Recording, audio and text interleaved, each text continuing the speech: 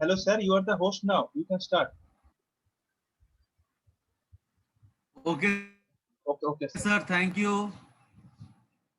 Sir, is it visible? Yes, sir. Your screen is visible. Okay so हम जहाँ पे थे कि with the help of Ravi हम लोग फेज डिले ऑफ T1 निकाल लिए हैं जो कि है 0.0083। फेज डिले ऑफ T2 हो गया 0.015 और फेज डिले ऑफ T3 हो गया 0.0216। ठीक है ना।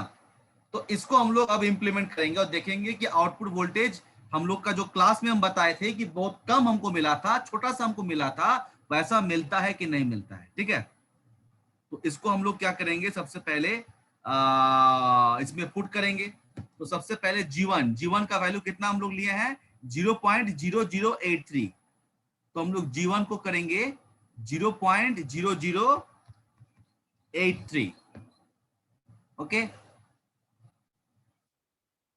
उसके बाद हम G2 को लिए हैं, फेज डिले ऑफ T2 कितना लिए हैं 0.015। तो इसको लेंगे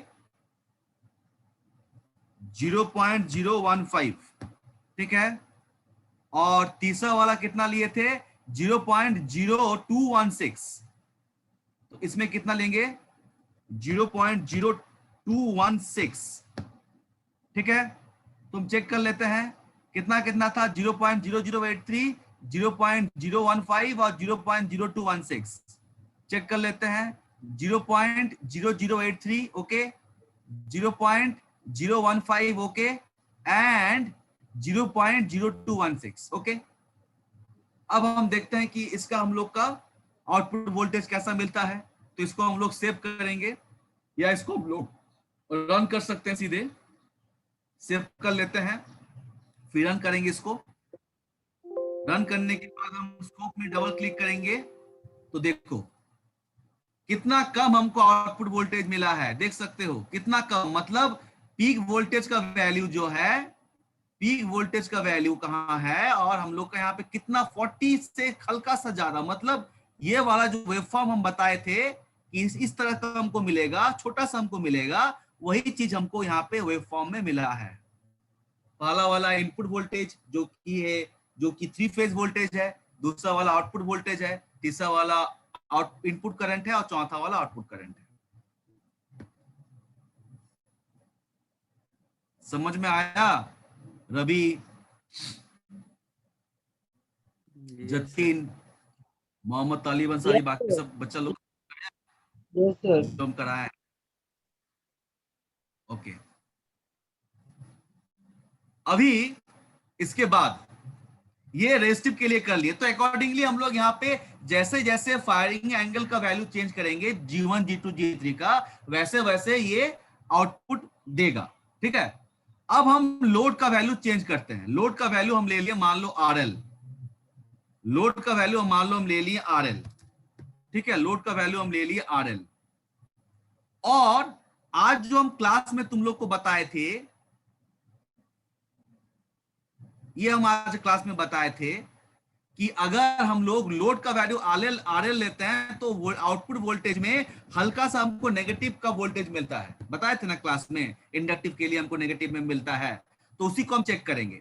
तो क्लास में तुम लोगों को हम इस एग्जांपल लेके चेक कराए थे, अल्फा का वैल्यू 60 लेके चेक कराए थे, मतलब T1 का वैल्यू 90 था, T2 का वैल्यू 210 था और T3 का वैल्यू 330 था।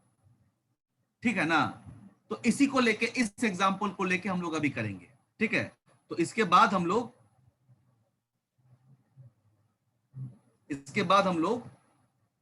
लोड का वैल्यू, लोड का नेचर RL लेंगे और अल्फा का वैल्यू लेंगे 60।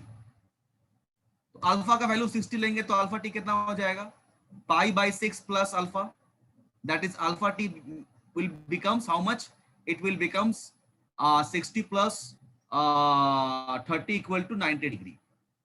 इसका मतलब हम T1 को फायर करेंगे 90 डिग्री पर और वो कितना तक काम करेगा 90 से लेके 120 यानी 210 तक।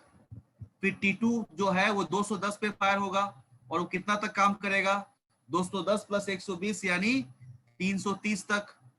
उसके बाद T3 जो है उसको हम लोग 330 पर फायर करेंगे और कितना तक काम करेगा, 330 प्लस 120 यानी 450 तक। देखो यही वाला आज हम क्लास में पढ़ाए थे। देखो T1 हो गया 90 से लेके 210, T1 हो गया 90 से लेके 210, T2 हो गया 210 से लेके 330, T2 हो गया 210 से लेके 330 और T3 हो गया 330 से लेके 450, T3 हो गया 330 से लेके 450। ठीक है, इस समय हम लोग का वेव फॉर्म ऐसा मिला था। तो अभी हम चेक करेंगे। तो इसके लिए क्या करेंगे, इसका मतलब T1 जो है 90 पर फायर किए हैं, T2 जो है 210 पर फायर किए हैं और T3 जो है 330 पर फायर किए हैं। इसका मतलब फेज डिले, इसका मतलब जैसे पहले हम निकाले हैं phase delay of T1 T2 T3 उसको निकालना पड़ेगा। यानी हम सीधे लिखते हैं गेट पर G1 लिखते हैं कि G1 ऑफ T1 कितना होगा, G2 मतलब T2 का कितना होगा और G3 मतलब T3 का कितना होगा। ठीक है, तो G1 कितना होगा 0.01 मल्टीप्लाइड बाई 90 बाई 180। इसको कौन सॉल्व करेगा मेरे साथ, will help me? Jyoti Kumari, are you there? Yes, sir. Okay, so please help me. G2 का वैल्यू अभी हम वैल्यू पुट कर देते हैं, तुम हमको इसको मल्टीप्लिकेशन करके बताना कि इसका वैल्यू कितना आता है। ठीक है ना, 210 बटा 180 और G3 का वैल्यू हो गया 0.01 मल्टीप्लाइड बाई 330 बटा 180। तो पहला वाला वैल्यू कितना होगा, दूसरा वाला वैल्यू कितना होगा, तीसरा वाला वैल्यू कितना होगा ज्योति?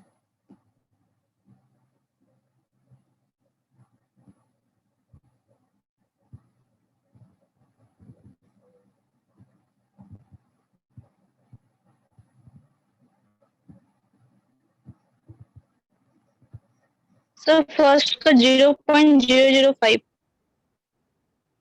0.005। ओके, दूसरा वाला बाबू?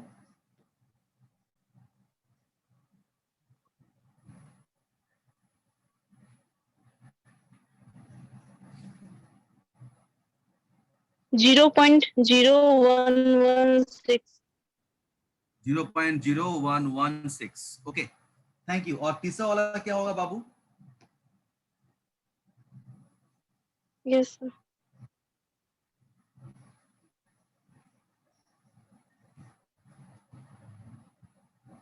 0.0183.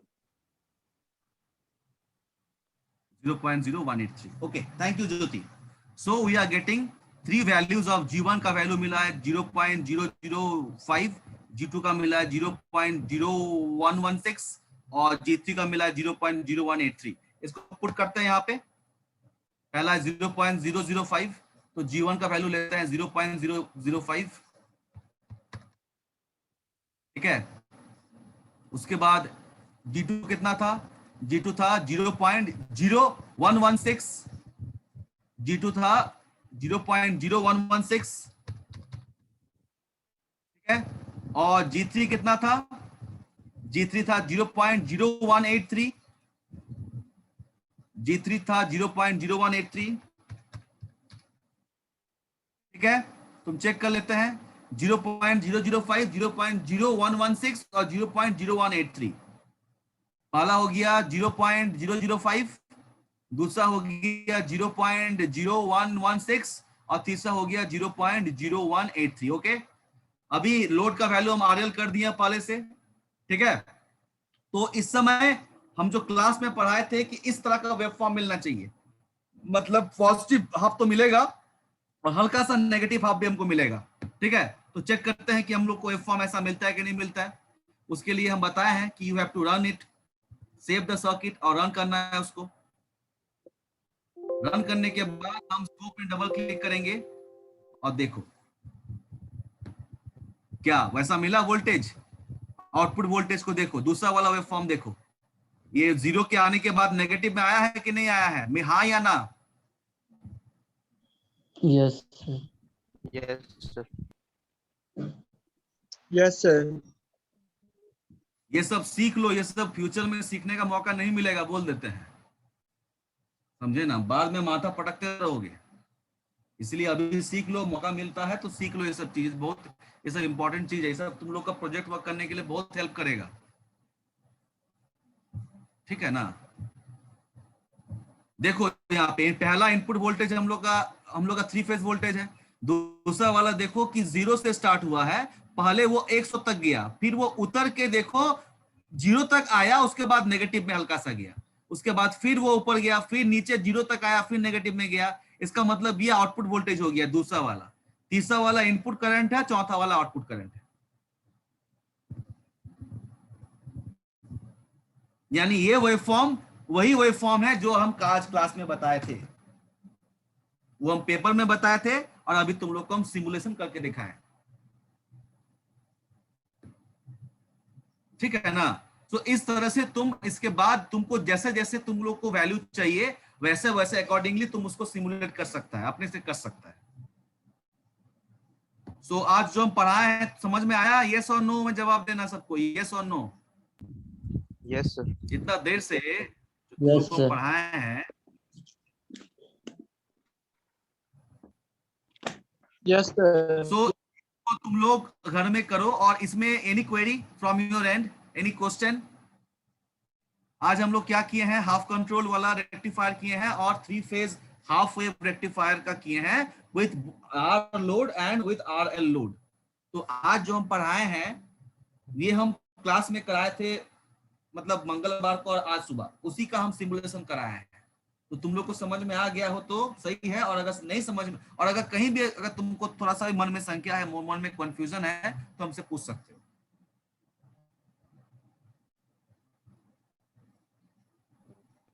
Sonu,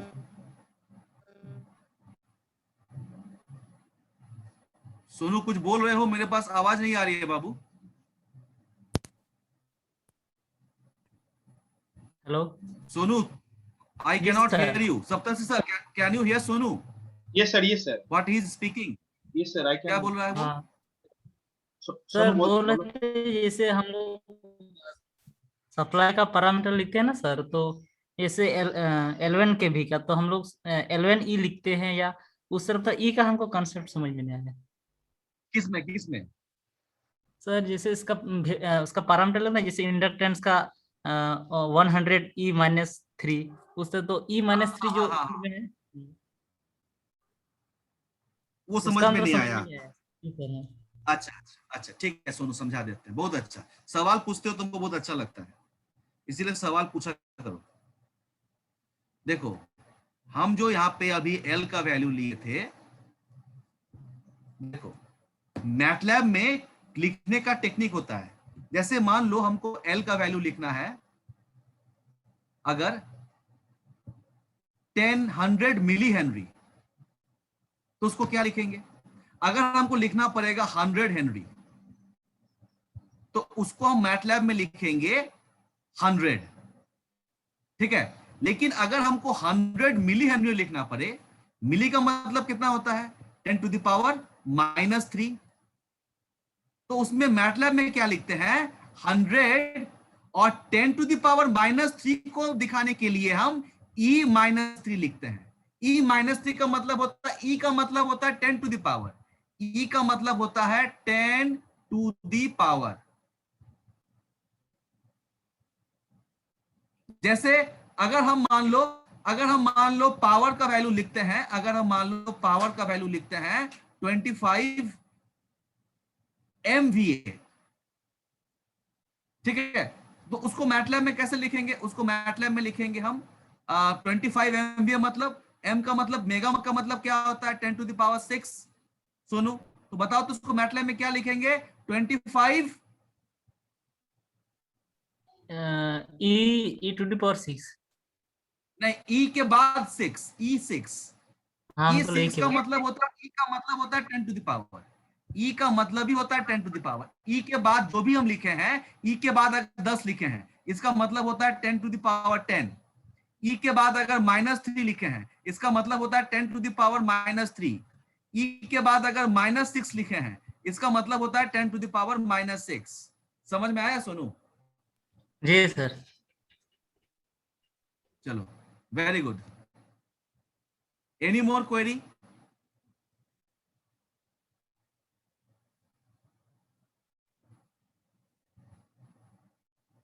Any further query?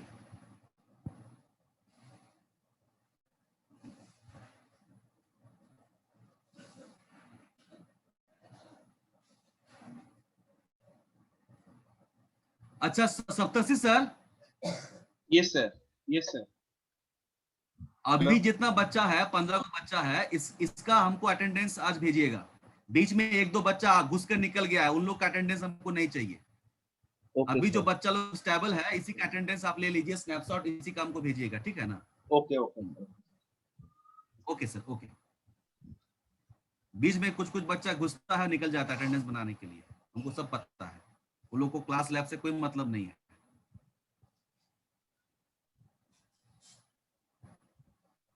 Okay, so if this is clear to everybody, तो तुम लोग इस एक्सपेरिमेंट को घर में कर सकते हो। Sir Saptarshi sir, I will provide you this copy. ये जो कॉपी में आज हम एक्सपेरिमेंट का सर्किट डायग्राम बनाए हैं, या उसका जो हम डेटा एनालिसिस किए हैं, ये कॉपी हम दे देंगे। आप इस कॉपी को उन लोग को दे दीजिएगा, और उसी के साथ ये मैटलैब का मॉडल भी आपको दे देंगे, वो भी आप प्रोवाइड कर दीजिएगा। और उसी के साथ जो आप पहले डेमोन्स्ट्रेशन किए थे, उस पीडीएफ या जो भी है उसको भी आप दे दीजिएगा, ठीक है ना? Okay sir. Okay. Okay, so this is so thank you very much.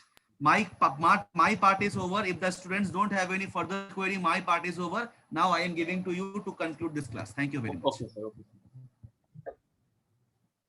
Okay, sir, thank you for explaining this circuit to us, and we will upload the videos and manual in the Google Classroom. That's it. Thank you everyone.